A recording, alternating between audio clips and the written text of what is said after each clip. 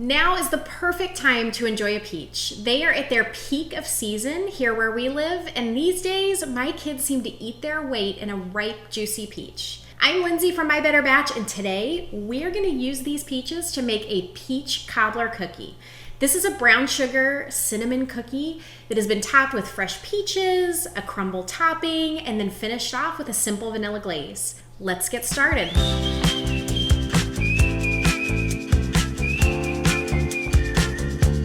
One of my very favorite peach desserts is a simple peach cobbler. Diced peaches that have cinnamon and sugar baked into them with a simple crumble topping. Usually that's just flour, brown sugar, butter, and cinnamon.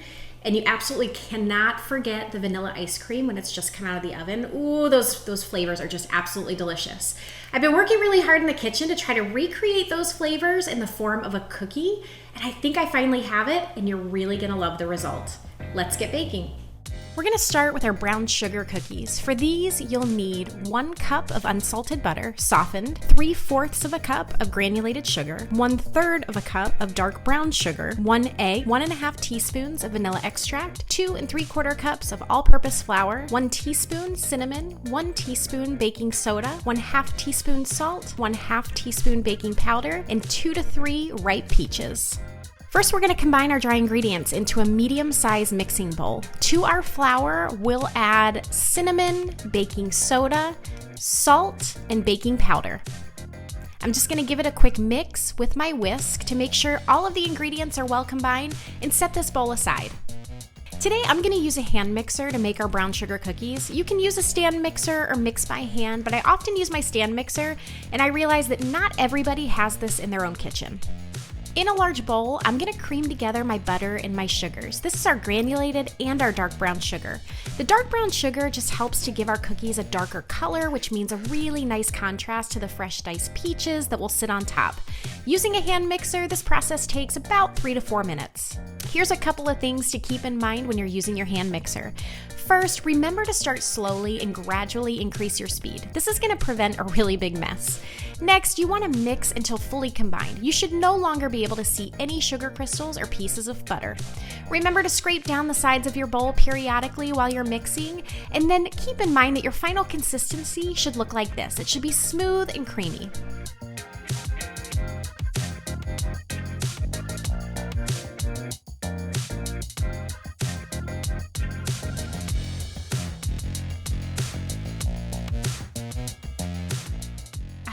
This looks perfect. Now we're ready to slowly add in our dry ingredients. I'm gonna do this about 1/3 at a time and mix in between until we no longer see any dry ingredients.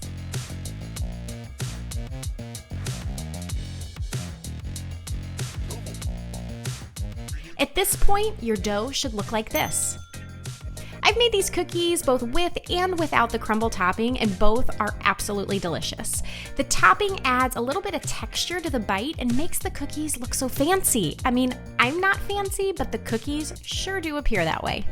For the crumble topping, you'll need 3/4 of a cup of all-purpose flour, 1/3 of a cup of light brown sugar, 1/2 teaspoon of cinnamon, and 5 tablespoons of melted butter. We're going to mix these ingredients together in a small bowl to form the crumble topping.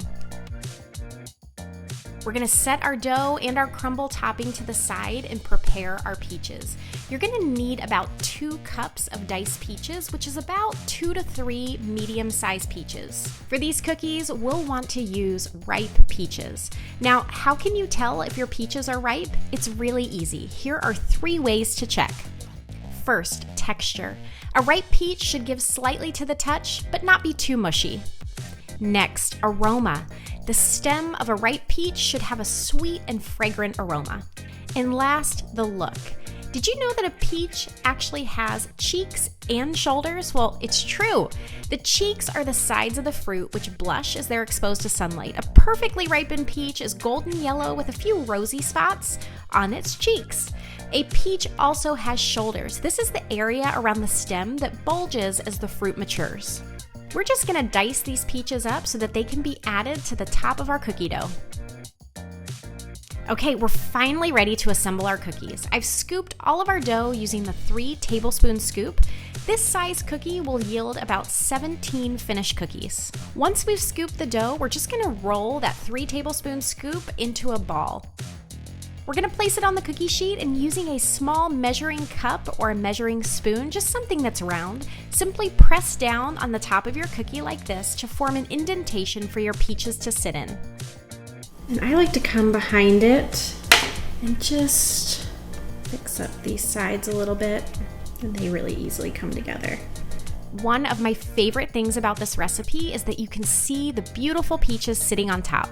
Now we are ready to add our crumble topping. And so using a teaspoon, I'm just gonna add some crumble to the top. This does get a little messy, so you are gonna wanna just kind of push it in a little bit. If you like a lot of crumble, you can add more. But remember, our glaze is gonna go over top of this. We've preheat our oven to 375 degrees, and we're gonna bake them for about 11 to 12 minutes. While our cookies are in the oven, we're gonna prepare our vanilla glaze. For this, you'll need 1 cup of powdered sugar, 6 tablespoons of heavy whipping cream, and 2 teaspoons of vanilla extract. We're just gonna add these ingredients to a small bowl and gently whisk together until it's fully combined. If the glaze is too thick, you can add a little bit more whipping cream. I would be really cautious about adding too much at a time. And if it's too thin, just add a little bit more powdered sugar and it'll thicken up.